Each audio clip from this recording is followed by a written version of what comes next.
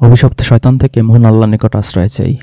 সকল প্রশংসা সমগ্র বিশ্বের প্রতিপালক মহান আল্লাহর জন্য, যিনি পরম দয়ালু অসীম দয়াময়। পবিত্র কুরআনে আল্লাহ দুই ধরনের হাদিসের কথা বলেছেন, একটা আহসান আল হাদিস, একটা লাহু আল হাদিস। পবিত্র কুরআনকেই আল্লাহ আহসান আল হাদিস বলেছেন, আর কুরআন ব্যতীত অন্য সকল হাদিসকে আল্লাহ লাহু আল হাদিস বলেছেন। এখন এই লাহু আল হাদিসে আমাদের দোয়া কবুল নিয়ে অজস্র কাহিনী রচিত হয়েছে। ফরজ নামাজের পরে দোয়া কবুল হয়, আজান ও ইকামতের মাঝে দোয়া কবুল হয়, রমজানে দোয়া কবুল হয়, ইফতারের সময় দোয়া কবুল হয়, শেষ রাতে দোয়া কবুল হয়, বৃষ্টির সময় দোয়া কবুল হয়, আজানের সময় দোয়া কবুল হয়, অমুক অমুক তসবিহ তাহলিল পড়ে দোয়া করলে সেই দোয়া কবুল হয়, নির্যাতিতের দোয়া কবুল হয়। কিন্তু বাস্তবতা আমরা যা দেখি যে কারো দোয়াই কবুল হয় না। অনেকে তো এও বলে যে খাজা বাবার দরবারে কেউ ফেরে না খালি হাতে, তো সেই দরবারে গিয়ে দোয়া করলে তাও কবুল হয়। কিন্তু দুঃখজনক বিষয় হলো যে খাজা বাবার দরবারে দোয়া কবুল হবে তো দূরের কথা, জিন্দা খাজা বাবার নিজে দোয়া করলেও সেই দোয়াও কবুল হয় না। যদি তাই হতো তাহলে ফিলিস্তিনে হাজার হাজার লক্ষ লক্ষ মুসলিম এভাবে মারা পড়তো না, কারণ তাদের জন্য দোয়া করে না এমন কোনো মুসলিম সম্ভবত পৃথিবীতেই নেই। কিন্তু কই, তাদের উপর কি অত্যাচার থামছে, নির্যাতন থামছে? ফিলিস্তিন, কাশ্মীর, উইঘুর, কত কত জায়গায়, সেই মিয়ানমার থেকে শুরু করে কত জায়গায় কত মুসলিম নির্যাতিত হচ্ছে। কই, এত লক্ষ কোটি মুসলিম দোয়া করছে, সেই জুমার দিনে দোয়া করছে, জুমার দিনে দোয়া কবুল হয়, আজান ইকামতের মাঝখানে দোয়া কবুল হয়, তখন করছে তাও কবুল হচ্ছে না, ফরজ নামাজের পরে দোয়া করছে তাও কবুল হচ্ছে না, শেষ রাতে দোয়া করছে তাও কবুল হচ্ছে না, লাইলাতুল কদরে নাকি দোয়া কবুল হয়, তখন দোয়া করছে তাও কবুল হচ্ছে না, বৃষ্টির সময়, জমজম কূপের সময়, আরাফার দিনে কত শত জায়গায় যে হাদিসে বর্ণিত আছে যে অমুক অমুক জায়গায় অমুক অমুক সময় দোয়া কবুল হয়। কিন্তু প্রকৃত বাস্তবতা হলো যে কারো দোয়াই কোথাও কবুল হচ্ছে না। এর দুটো দিক আছে।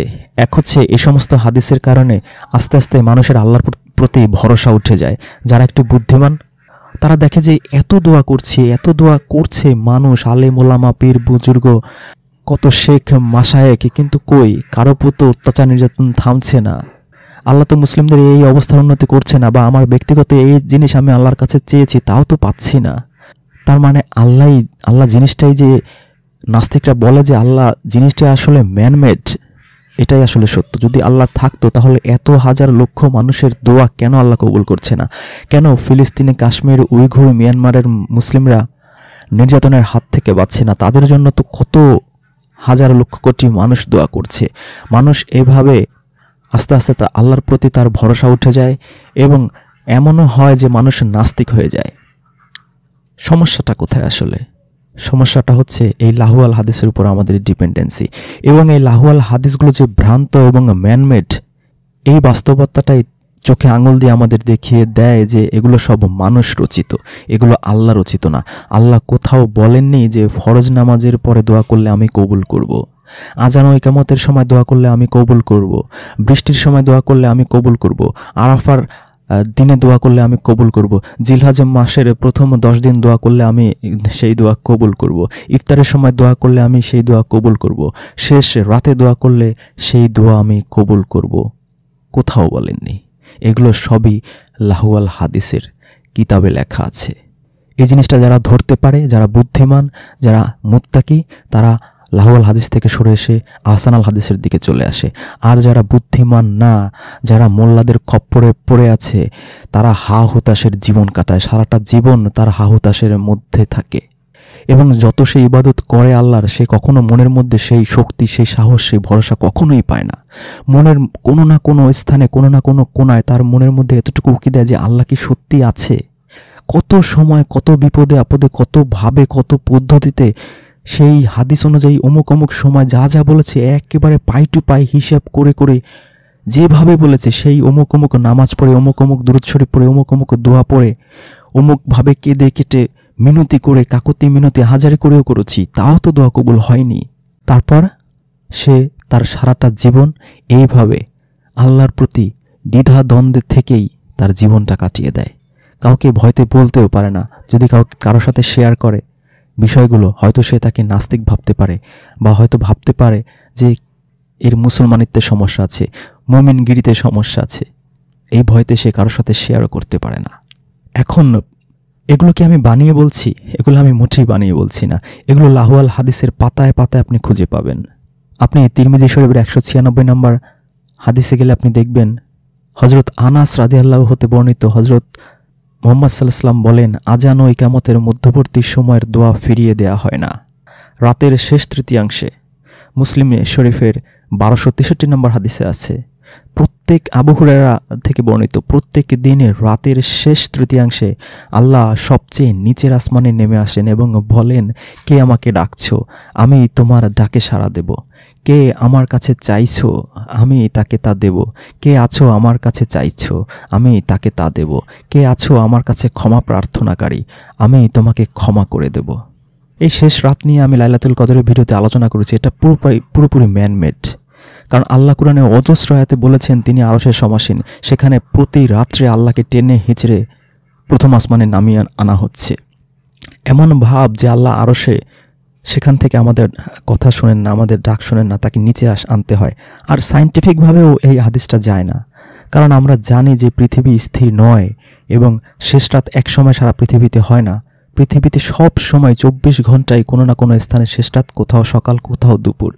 সায়েন্টিফিকভাবেও যায় না, আর কোরআনের সাথেও যায় না। যে কোরআনে আল্লাহ বলেছেন তিনি আরশের সমাসীন, সেখানে আল্লাহকে এই হাদিস বানিয়ে টেনে হিচড়ে প্রথম আসমানে অল টাইম নিয়ে আসার কোনো কারণ থাকতে পারে না। মুসলিম শরীফের 1259 নম্বর হাদিসে হযরত জাবের রাদিয়াল্লাহু থেকে বর্ণিত, শেষ রাতের যে কোনো সময় কোনো মুসলিমের এমনটা হয় না যে সে পৃথিবী বা পরকালের জন্য আল্লাহর কাছে কিছু চাইল আর তাকে তা দেয়া হলো না, আর এটা প্রতিটি রাতেই ঘটে। ইবনে মাজার 3053 নম্বর হাদিসে বলা হচ্ছে, মহানবী সাল্লাল্লাহু আলাইহি ওয়াসাল্লাম বলেন, জমজমের পানি যে নিয়তে পান করা হবে তা কবুল হবে, রাতে ঘুম থেকে জেগে। সাহাবী হযরত উবাদা বিন সামিত রাদিয়াল্লাহু থেকে বর্ণিত, হযরত সাল্লাল্লাহু আলাইহি ওয়াসাল্লাম বলেন, যে কেউ রাতের বেলা ঘুম থেকে জাগে আর বলে, লা ইলাহা ইল্লাল্লাহু ওয়াহদাহু লা শারীকা লাহু লাহুল মুলকু ওয়া লাহুল হামদু ওয়া হুয়া আলা কুল্লি শাইইন কাদির, আলহামদুলিল্লাহি ওয়া সুবহানাল্লাহি ওয়া লা ইলাহা ইল্লাল্লাহু আল্লাহু আকবার ওয়া লা হাওলা ওয়া লা কুওয়াতা ইল্লা বিল্লাহ, এবং এরপর বলে আল্লাহুম্মা গফিরলি, অথবা আল্লাহর কাছে কোনো দোয়া করে তাহলে কবুল করা হবে। এটা আছে বুখারী শরীফের 1086 নম্বর হাদিসে। মুসলিম শরীফের 744 নম্বর হাদিসে আছে, হযরত সাল্লাল্লাহু আলাইহি ওয়াসাল্লাম বলেন, যে সময়টাতে বান্দা আল্লাহর সবচেয়ে নিকটবর্তী অবস্থায় থাকে তা হলো সিজদার সময়। তোমরা সে সময় আল্লাহর কাছে বেশি বেশি চাও। সিজদা নিয়ে আমি আলাদা একটা ভিডিও করেছি, সেখানে দেখবেন যে আমরা যে কোরআনে সিজদা আসলে কোন অর্থে ব্যবহৃত হয়েছে। এরপর তিরমিজি শরীফের 3421 নম্বর হাদিসে কি বলা হচ্ছে, হযরত আবু উমামা হতে বর্ণিত, হযরত সাল্লাল্লাহু আলাইহি ওয়াসাল্লামকে জিজ্ঞেস করা হলো, ইয়া রাসূলুল্লাহ, কোন সময়ের দোয়া দ্রুত কবুল হয়? তিনি বলেন, রাতের শেষ সময়ে এবং ফরজ নামাজের পরে। তিরমিজি 3421। আবু দাউদের 2178 নম্বর হাদিস, হযরত সাল্লাল্লাহু আলাইহি ওয়াসাল্লাম বলেন, দুই সময়ের দোয়া ফেরানো হয় না, আজানের সময়ের দোয়া ও বৃষ্টি পড়ার সময়কার দোয়া। তাহলে এই যে ইফতারের সময়, রমজানের সময়, ঈদের সময়, ঈদের নামাজের পরে, শেষ রাতে ফরজ নামাজের পরে, ইকামতের পরে কত শত সময় আমরা দোয়া করি, এই দোয়া কোনোটাই কবুল হচ্ছে না। তার মানে আমরা পরিষ্কার যে এগুলো সবই লাহুয়াল হাদিস। আর এগুলো যদি সত্যিকারের হাদিস হতো তাহলে মুসলিমদের কনফিডেন্স, ভরসা আল্লাহর প্রতি আরও বেড়ে যেত, ঈমান আরও বেড়ে যেত, এবং কোথাও কোনো মুসলিম নির্যাতিত হতো না। আর দোয়া কবুল হয় এটা মানে এই বিষয়টা তো আসলে যুক্তিতেও খাটে না যে অমুক অমুক সময় যেই দোয়া করা হয় সেই দোয়াই কবুল হয়। ধরুন দুজন মানুষের মধ্যে শত্রুতা সৃষ্টি হলো, রইসুদ্দিন আর হামিদুদ্দিন। এখন রইসুদ্দিন আল্লাহর কাছে শেষ রাতে বা ফরজ নামাজের পরে বা আজানের সময় বা একামতের সময় বা আরাফার ওইখানে গিয়ে বলল, আল্লাহ, রইসুদ্দিন যদি দোয়া করে যে হাকিমুদ্দিন যেন ল্যাংড়া হয়ে যায়, লুলা হয়ে যায় বা কানা হয়ে যায়। অন্যদিকে হাকিমুদ্দিনও এরকম হাদিসের, লাহুয়াল হাদিসের বই খুঁজে ওই সেম টু সেম পদ্ধতিতে দোয়া করে যে রইসুদ্দিন যেন ল্যাংড়া, লুলা বা কানা হয়ে যায় বা মরে যায়। দুজনের দোয়াই তো কবুল হওয়ার কথা, তাহলে অবস্থাটা কি হবে ভেবে দেখেছেন? তার মানে যুক্তিতেও খাটে না। যে এটা আসলে সম্ভব। তো এই হাদিস, লাহুয়াল হাদিসের গ্রন্থগুলো এইভাবে আমাদের আল্লাহর প্রতি ভরসা উঠিয়ে দিচ্ছে, এইভাবে আমাদেরকে বোঝাচ্ছে বা আমরা একটা সময় উপলব্ধি করতে বাধ্য হই যে আসলে আল্লাহ বলতে কিছু নাই। যদি আল্লাহ থাকতো তাহলে এই সময় এত হাজার লক্ষ মানুষ, গাউস, কুতুব, পীর, দরবেশ, উলিয়া আউলিয়া, বড় বড় আন্তর্জাতিক খ্যাতিসম্পন্ন ওলামায়ে কেরামগণ দোয়া করছেন ফিলিস্তিনের জন্য, মিয়ানমারের জন্য, কাশ্মীরের নির্যাতিত মুসলিমদের জন্য, উইঘুরের মুসলিমদের জন্য। কই, কারো দোয়াই তো কবুল হচ্ছে না। এইভাবে আল্লাহর প্রতি আমাদের ভরসা উঠে যাচ্ছে। এইভাবে একটা সময় মনে হয় যে আল্লাহ বলতে আসলে কিছু নাই, নাস্তিকরা যা বলে ঠিকই বলে। অথবা যদিও পুরোপুরি সেইভাবে চিন্তা চেতনা বা বিবেক বুদ্ধি উপলব্ধি না আসে, তারপর মানুষের ইবাদতে বা ইমানে অনেক ঘাটতি চলে আসে বা অনেক দুর্বল হয়ে যায়। আল্লাহর প্রতি তার ইমানটা অনেক দুর্বল হয়ে যায়, যে আল্লাহ আছে কি নাই এই বিষয়টা তাকে বারবার ভাবিয়ে তুলতে বাধ্য সে। কারণ সে তো মানুষ, সে তো বাস্তবতা দেখেই সে শেখে। বাস্তবতায় সে যখন দুচোখ মেলে দেখে যে যা যা লেখা সে অনুযায়ী এত হাজার লক্ষ মানুষ আল্লাহর কাছে চাইছে, কিন্তু আল্লাহ কারো দোয়াই কবুল করছে না, তার মানে আল্লাহই নেই, অথবা আল্লাহ শোনেও শোনে না। তো পৃথিবীর যত মুসলিমরা নাস্তিক হয় তার 99%ই হয় এই লাহুয়াল হাদিসের কারণে। এরা এই সমস্ত হাদিসের বইতে শুধু দোয়ার বিষয়টুকু আপনাদের সামনে উপস্থাপন করলাম, আরও অনেক বিষয় আছে যেগুলো পড়লে আসলে ইমান ধরে রাখা সম্ভবই না, কোনো সুস্থ মানুষের পক্ষে, কোনো বুদ্ধিমান মানুষের পক্ষে সম্ভব না। এখন এই সমস্ত হাদিসগুলো নিয়ে আসলে যারা প্রকৃতপক্ষে যারা আল্লাহর রুজ্জুকে আঁকড়ে ধরতে চায়, আল্লাহ যে আসমানে কিতাব পাঠিয়েছেন, যে পবিত্র কুরআন 30 পারা, সেটাকে যারা পরিপূর্ণ মনে করে, আল্লাহ যেমনটা বলেছেন সূরা নিসার সূরা আনামের 114 নম্বর আয়াতে, যে এই তোমার রবের বাণীর সত্যতা ও ন্যায়পরায়ণতার দিক থেকে পরিপূর্ণ, যারা মনে করে যে আল্লাহর এই বাণীগুলো হচ্ছে পরিপূর্ণ, এর বাইরে কিছুই নেই, এটাই হচ্ছে আমাদের জন্য জীবন বিধান এবং এটাই হচ্ছে কমপ্লিট কোড অফ লাইফ, তারা এই সমস্ত লাহুল হাদিসে মোটেই বিচলিত হয় না। কিন্তু তারা একটা আয়াতে এসে প্রবলেমে পড়ে। সেটা কি? সেটা হচ্ছে সূরা বাকারার 186 নম্বর আয়াত। বলা হচ্ছে যে উজিবু দাওয়াতাদ দায়ী, যে আমার কাছে যারা দোয়া করে আমি সেই দোয়ার জবাব দেই। এই একটা আয়াতে সেও কনফিউশনে পড়ে। তার মতো যারা আল্লাহর রুজুকে আঁকড়ে ধরতে চায় তারাও অনেক সময় তাদের ইমানে ঘাটতি চলে আসে, ইমান দুর্বল হয়ে যায়। যে আল্লাহ তো কুরআনে সূরা বাকারার 186 নম্বর আয়াতে বলেছেন যে আমার কাছে যখন দোয়া করা হয় আমি সেই দোয়ার জবাব দেই। তাহলে আল্লাহ তো লাহুয়াল হাদিসে তো স্পেসিফিক টাইম আছে, কিন্তু আল্লাহ কুরআনে তো কোনো স্পেসিফিক টাইম দেননি। তার জন্য 24 ঘন্টাই আল্লাহর দরজা খোলা। সে ওই নির্দিষ্ট স্পেসিফিক সময়ের অপেক্ষায় থাকে না। এজন্য যারা কুরআন অনুসারী তার মনটা অনেক বড় থাকে, আল্লাহর প্রতি তার কনফিডেন্সটা অনেক বেশি থাকে এবং তার সময়ের ব্যাপ্তিটাও অনেক বেশি পায় সে। কারণ সে জানে 24 ঘন্টায় আল্লাহ আমার কথা শুনতে প্রস্তুত, 24 ঘন্টায় আল্লাহ আমাকে দেখছেন এবং আমি যখনই ডাকি তখনই আল্লাহ আমার কথা শোনে। কিন্তু সে যখন এই আয়াতটা নিয়ে বেশি উপলব্ধি করার চেষ্টা করে, একটু অ্যানালাইসিস করার চেষ্টা করে, সে যে কনফিউশনটা পড়ে সেই কনফিউশনটা একটু ভাঙার চেষ্টা করব আজকে। দেখুন কুরআনের অর্থগুলো বিকৃতির মাধ্যমে কিভাবে আমাদেরকে কুরআন থেকে দূরে সরিয়ে ফেলা হচ্ছে বা আমাদেরকে একটা হযবরল অবস্থায় নিয়ে গিয়েছে আগেকার সেই আলেম ওলামা নামধারীরা। সেটা আপনারা যারা রুকুর ভিডিওটা দেখেছেন, সিজদার ভিডিওটা দেখেছেন, ঈসা নবীর ভিডিওটা দেখেছেন, যে ঈসা নবীর ক্ষেত্রে তাওয়াফা এবং রাফা এ দুটো শব্দ প্রায় 50 থেকে 60 জায়গায় আল্লাহ কুরআনে ব্যবহার করেছেন এবং 50 থেকে 60 জায়গার প্রতিটা ক্ষেত্রেই আল্লাহ মৃত্যু বুঝিয়েছেন এবং সমুন্নত করা উচ্চ আসন বুঝিয়েছেন, উন্নীত করা বুঝিয়েছেন। সেইখানে পুরো অর্থ ঘুরিয়ে দিয়ে জীবন্ত তুলে নেওয়া অর্থ করা হয়েছে ঈসা নবীর। তো আমার এই 3-4টা ভিডিও যারা দেখেছেন তারা বুঝতে পেরেছেন যে আসলে এই আলেম ওলামা নামধারী যারা আগে ছিল তারা কিভাবে অর্থ বিকৃতির মাধ্যমে আমাদেরকে আল্লাহর বাণী যেন আমরা বুঝতে না পারি সেই ব্যবস্থাই করে গিয়েছেন। তো সূরা বাকারার 186 নম্বর আয়াত এবং 40-এর 60 নম্বর আয়াত, দুটো আয়াতই প্রায় একই অবস্থা। 40-এর 60-এ আল্লাহ বলেন তোমাদের পালনকর্তা বলেন তোমরা আমাকে ডাকো আমি সাড়া দেব। যারা আমার ইবাদতে অহংকার করে তারা সত্যই জাহান্নামে দাখিল হয়ে লাঞ্ছিত হবে। এই দুটো আয়াত নিয়ে আমরা যে কনফিউশনে পড়ি, আসলে কনফিউশনে পড়ার কিছু নাই। এটা আসলে ওয়াজের ময়দানে যারা বলেন যে এ দুটো, ওয়াজের ময়দানে তো কোরআন থেকে খুব একটা বলা হয় না, হয়তো একটা আয়াত বলা হলে তার মধ্যে একটা আয়াতের বিপরীতে 20টা বলা হয় লাহুয়াল হাদিস, আর 30টা বলা হয় তাদের সেই সালফে সালেহিনদের তাদের নিজের করা, তাদের মন গড়া ব্যাখ্যা তারা উপস্থাপন করার চেষ্টা করে। তারা সব লিখে গিয়েছে, সেগুলো তোতা পাখির মতো শুধু উগরানো হয়। তো আহসান আল হাদিস থেকে বলা হয় 1টা বা 2টো আয়াত, আর সেই লাহুয়াল হাদিস থেকে বলা হয় 20, 30, 40, 50টা আয়াত। তারপরও তারা যে 2-1টা বলে, তাও এমনভাবে অর্থ করে যে সেখানেও আমরা বিভ্রান্ত হই।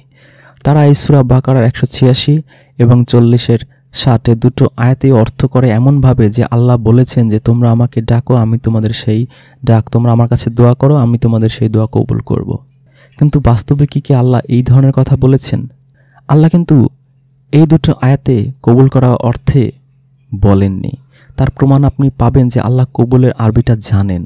আপনি 3-85 মানে আল ইমরানের 85 নম্বর আয়াতে যান, সেখানে দেখেন আল্লাহ কি বলছে, যে লোক ইসলাম ছাড়া অন্য কোনো দিন অন্বেষণ করে কখনোই তা কবুল করা হবে না।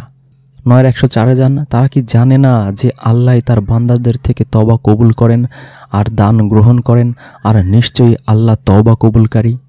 2-127 যান, হে প্রভু আমাদের থেকে কবুল করো, নিশ্চয়ই তুমি শ্রবণকারী। এই 3টা আয়াত থেকে প্রমাণ হয় যে আল্লাহ কবুলের আরবি জানেন, এবং তিনি ওই দুটো আয়াতে মানে 2-186 এবং 40-এর 60 কবুল শব্দই ব্যবহার করেননি। তাহলে আল্লাহ পাক এই দুটো আয়াতে কি বোঝাতে চেয়েছেন? তিনি বোঝাতে চেয়েছেন যে তিনি সাড়া দেন। সাড়া দেন মানে কি? সাড়া দেন শব্দটা আপনি অনেকভাবে নিতে পারেন। ধরুন আপনি আপনার বাবার কাছে একটা বাইক চাইলেন, এখন আপনার বাবা আপনাকে অনেকভাবে সাড়া দিতে পারে। তিনি বলতে পারেন যে হ্যাঁ তোমাকে এক্ষুনি কিনে দিচ্ছি, বিকেলে চলো, অথবা বলতে পারেন যে 1 বছর পরে পাবে, অথবা বলতে পারেন যে 10 বছর পরে পাবে, আরও বড় হও, অনার্স মাস্টার্স পাস করো তারপরে দেব, অথবা বলতে পারেন যে তোমাকে এটা কখনোই আমি দেব না, কারণ যদি এটা দেই তুমি আমার একমাত্র ছেলে, হয়তো রাস্তায় অ্যাক্সিডেন্ট করে তুমি মারাও যেতে পারো। তাহলে আপনার বাবা আপনার এই দোয়াটাকে, এই প্রার্থনাটাকে অনেকভাবেই কিন্তু তিনি সাড়া দিতে পারেন। ঠিক তেমনি আল্লাহ পাক আমাদের ডাকে এইভাবেই সাড়া দেন। কোনভাবে? কখনো আমরা যা চাই তা দিয়ে, কখনো না দিয়ে। কারণ আল্লাহ কোরআনেই বলেছেন যে তোমরা আমার কাছে এমন অনেক কিছুই চাও, তোমরা হয়তো যা মনে করো কল্যাণকর, আসলে তা তোমাদের জন্য অকল্যাণকর। এই আয়াত দ্বারা আল্লাহ বুঝিয়ে দিয়েছেন যে আমরা অনেক সময় অনেক কিছুই চাই যা আমাদের জন্য কল্যাণকর নাও হতে পারে। যেই বাবার ছেলের ক্ষেত্রে যে বাইকের উদাহরণটা দিলাম, যে হয়তো আল্লাহর কাছে আমি একটা বাইক চাই, কিন্তু আল্লাহ জানেন যে এই বাইকে হয়তো আমি অ্যাক্সিডেন্টও করতে পারি। হয়তো আমাকে বাইক না দিয়ে, আমার বাইক না দেওয়ার মাধ্যমে আমার দোয়াটা কবুল করে আমাকে কত বড় বিপদের হাত থেকে আল্লাহ বাঁচিয়েছেন। হয়তো ওই বাইকটা দিয়ে আমি হয়তো পঙ্গু হয়ে যেতে পারতাম। তার মানে আল্লাহ আমার ডাকে সাড়া দিয়েছেন, কিভাবে? আমাকে না দিয়ে। আর কি? আর হচ্ছে একই সময়ে পরস্পর বিরোধী দোয়া যখন করা হয় তখনও আল্লাহ ওইভাবেই সাড়া দেন। 23-71 আল্লাহ বলেন, আর সত্য যদি তাদের কাছে কামনা বাসনার অনুসারী হতো, তবে নবমণ্ডল ও ভূমণ্ডল এবং এগুলোর মধ্যবর্তী যা কিছু আছে তার সব কিছুই বিশৃঙ্খল হয়ে পড়ত। বরং আমি তাদেরকে দান করেছি উপদেশ, কিন্তু তারা তাদের উপদেশ থেকে বিমুখ থাকে। তার মানে রইসুদ্দিন দোয়া করছে করিমউদ্দিন যেন মারা যায়, আর করিমউদ্দিনও দোয়া করছে রইসুদ্দিন যেন মারা যায়। দুজনের জানের শত্রু। আল্লাহ দেখা যাচ্ছে কারো দোয়াই কবুল করছেন না। যদি করতেন তাহলে 23-71 আল্লাহ কি বলছেন? যে সব কিছুই বিশৃঙ্খল হয়ে পড়তো। আল্লাহ কোরআনে অসংখ্য আয়াত করেছেন যখন মানুষকে আল্লাহ এক দল দিয়ে আরেক দলকে তিনি দমিয়ে রাখেন। তাহলে আমরা বুঝলাম যে আল্লাহ পাক ঠিকই আমাদের দোয়ায় সাড়া দেন, কিভাবে? কবুল করে না, একসেপ্ট করা অন্য জিনিস। আল্লাহ আমাদের দোয়া কখনো একসেপ্ট 100% করেন না, না করাটাও এক ধরনের একসেপ্ট, সেটা আমরা বুঝতে পারলাম। এখন প্রশ্ন হচ্ছে যে যারা নির্যাতিত, অত্যাচারিত, তাদের জন্য যে দোয়া করা হচ্ছে সেগুলো কেন কবুল হচ্ছে না? সেটার অনেক ধরনের ব্যাখ্যা দেওয়া যায়। আজকে অল্প কিছু ব্যাখ্যা দেওয়ার চেষ্টা করব। তবে এটা শুধুমাত্র যারা আল্লাহর আহসান আল হাদিসকে বিশ্বাস করেন শুধু তাদের জন্য। আমার মতামতের সাথে আপনি একমত নাও হতে পারেন। আমি যতটুকু বুঝেছি ততটুকু শেয়ার করার চেষ্টা করব, এবং আপনারা কমেন্টে লিখতে পারেন যে আপনারা কি বুঝেছেন। আমার কাছে যেটা মনে হয় সেটা হচ্ছে, প্রথমত আমরা ম্যাক্সিমাম মুসলিমরাই এক ইলাকে মানি না। মুখে বলি লা ইলাহা ইল্লাল্লাহ, আসলে এক ইলাকে আমরা মানি না, এক আল্লাহকে আমরা মানি না।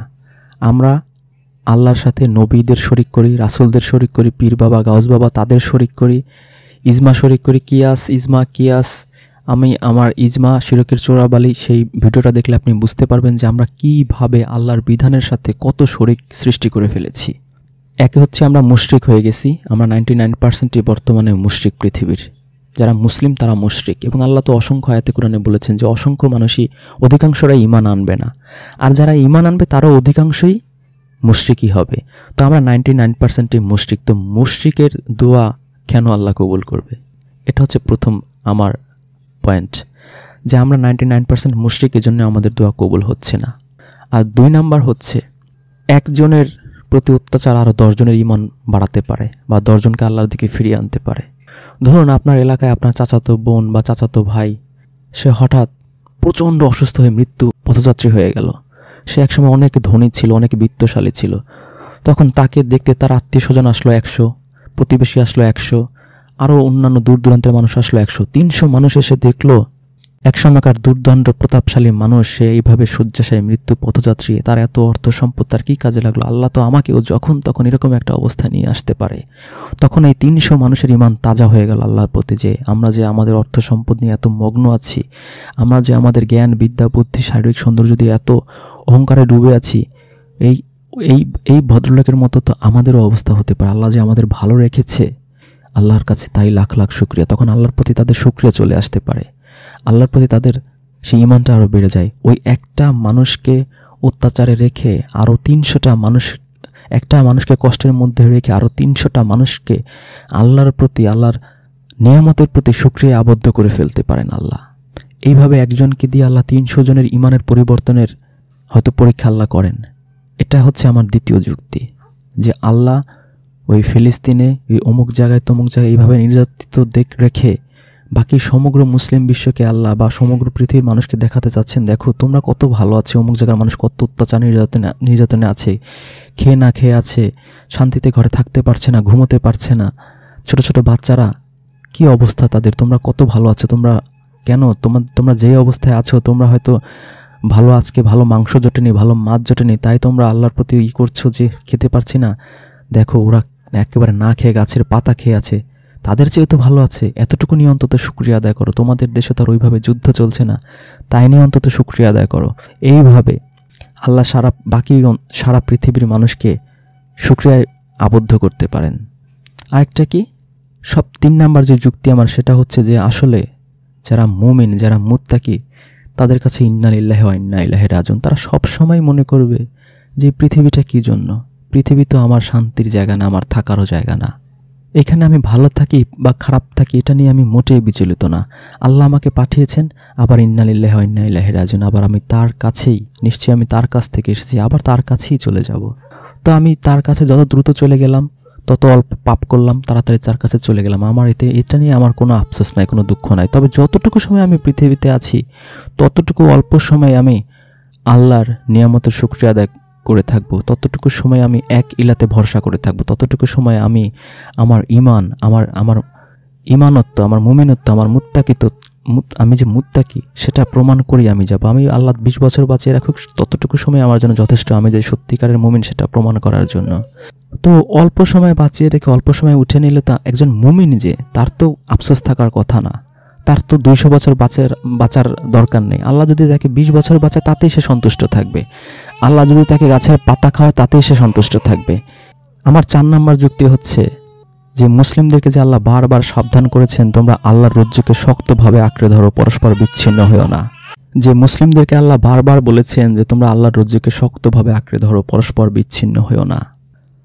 তো আমরা যে আল্লাহর রজ্জুকে শক্তভাবে আঁকড়ে না ধরে, মানে আল্লাহর কোরআনকে শক্তভাবে আঁকড়ে না ধরে পরস্পর বিচ্ছিন্ন হয়েছি, শিয়া হচ্ছি, সুন্নি হচ্ছি, ইবাদি হচ্ছি, তারপরে আবার প্রত্যেকে আবার বিভিন্ন দল উপদল বানাচ্ছি, হানাফি, শাফি, হামলি, মাঝহাবি, লামাঝহাবি, তাবলিগি, জামাতি, চরমনাই, পীরবাদী, মাজারবাদী, সুফিবাদী, হিজবুতি, মানে অভাব নেই। এরকম শত শত দল বিভক্ত হয়ে এক দল আরেক দলকে দেখতে পারছি না, কাফের মুরতাদ মনে করছি অন্য গ্রুপকে।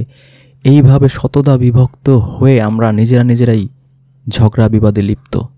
আমরা আল্লাহর যে অর্ডার, যে আল্লাহর কোরআনকে শক্তভাবে আঁকড়ে ধরো, পরস্পরকে বিচ্ছিন্ন হয়েও না, এই যে পরস্পরে আমরা বিচ্ছিন্ন হয়ে আল্লাহর কোরআনকে আঁকড়ে না ধরে আমরা সেই লাহুয়াল হাদিসকে আঁকড়ে ধরে সেই হাদিস অনুযায়ী আমল করতে গিয়ে এইভাবে বিচ্ছিন্ন হয়ে যে দুর্বল হয়ে পড়েছি, এটাও আমাদের জন্য একটা শাস্তি যে আমরা যতদিন এরকম বিচ্ছিন্ন থাকবো এবং নিজেরা এক গ্রুপ অন্য গ্রুপকে কাফের মুরতাদ মনে করব, সহি মুসলিম মনে করব না, ততদিন আমরা অন্য দল দ্বারা অত্যাচারিত হব, নির্যাতিত হব। শুধু যে কাফের মুশরিকদের দ্বারা নির্যাতিত হব তাই না, ইভেন আমরা মুসলিমরাও মুসলিমদের দ্বারা নির্যাতিত হব। কিভাবে? দেখুন, আপনার চারপাশে তাকিয়ে দেখুন, সবচেয়ে বড় ঘুষখোর, সুদখোর, জুলুমকারী, নির্যাতনকারী, গীবতকারী, মিথ্যুক, ভঞ্জ, প্রতারক আপনি কয়জন হিন্দু, খ্রিস্টান, বৌদ্ধ পাবেন? দেখবেন 99% আপনি মুসলিমই পাবেন। তার মানে আমাদেরই ইমান, আমল, আকিদা নিজেদের মধ্যেই বড় ধরনের ঝামেলা আছে। আমরা নিজেরাই ভালো না, তো আমরা কাফের মুশরিকরা আমাদের আর কতটুকু অত্যাচার বা নির্যাতন করে, তার চেয়ে বেশি নির্যাতন কিন্তু এই মুসলিমরাই মুসলিমদের উপর করে। আপনার হয়তো আমার কথাটা আপনার হজম করতে কষ্ট হচ্ছে, কিন্তু আপনি যদি ঠান্ডা মাথায় একটু ভাবেন, উপলব্ধি করার চেষ্টা করেন, আপনি দেখবেন যে আমি শতভাগ সত্য কথা বলছি। মুসলিমরাই মুসলিমদের উপর সবচেয়ে বেশি অত্যাচার নির্যাতন করে, জুলুম করে। মুসলিমরাই মুসলিমদের কাছ থেকে ঘুষ খায়, সুদ খায়। তো আমরা হয়তো কাগজে কলমে মুসলিম আছি, কিন্তু প্রকৃত অর্থে আমরা মুসলিম নাই। এবং এই সুযোগটাই কিন্তু এই মোল্লা মৌলভীরা নেয়, এবং তাদের এই লাহুয়াল হাদিসের অধিক প্রচারের কারণে কিন্তু আমরা সত্যিকারের মুসলিম হতে পারছি না। কারণ তারাই প্রচার করছে যে অমুক রাত্রে অমুক দোয়া পড়লে, অমুক আমল করলে, অমুক রাত্রে ইবাদত করলে, অমুক সকালে ইবাদত করলে সারা বছরের গুনাহ মাফ হয়ে যাবে। সারা বছর যা করেছো অমুক জায়গায় হজ করে আসো, কাবায় গিয়ে হজ করে আসো, দুধের শিশুর মতো নিষ্পাপ হয়ে যাবে। নামাজের পরে আয়াতুল কুরসি পড়ো, মরলেই জান্নাত। অথচ আল্লাহ কি কুরআনে এমন কোনো কথা বলেছেন? সূরা মুলক পড়ো, কবরে কোনো আযাব হবে না, ডাইরেক্ট জান্নাতে চলে যাবে। সূরা ইয়াসিন পড়ো, এই সূরা ইয়াসিন তোমাকে রাত্রে ঘুমানোর সময় সূরা ইয়াসিন পড়ো, সে তোমাকে সুপারিশ করে নিয়ে যাবে। তো এইভাবে যখন মুসলিম জানে যে আমি তো নামাজ পড়তেছি, তো আমি সুদ খাই, ঘুষ খাই, জুলুম করে, মিথ্যা বলে, চগলখড়ি করি, যত ধরনের বাটপাড়ি চিটারি করি, প্রবলেম কি? আমি তো নামাজ 5 ওয়াক্ত পড়ছি, আয়াতুল কুরসি নামাজের পর পড়ছি, আমি তো মরলেই জান্নাত, হুজুরাই তো আমাকে বলেছে। তো এই লোক কেন ভালো হবে? আমি তো অমুক দোয়া শিখে ফেলছি, আমার 80 বছরের গুনাহ মাফ হয়ে যাবে। আমি তো ইফতারের সময় আল্লাহর কাছে মাপ চেয়েছি, আমার তো কবুল হয়ে যাবে। আমি তো লাইলাতুল কদরের রাত্রে মাপ চেয়েছি, আমার তো 1 বছরের গুনাহ মাফ হয়ে গেছে।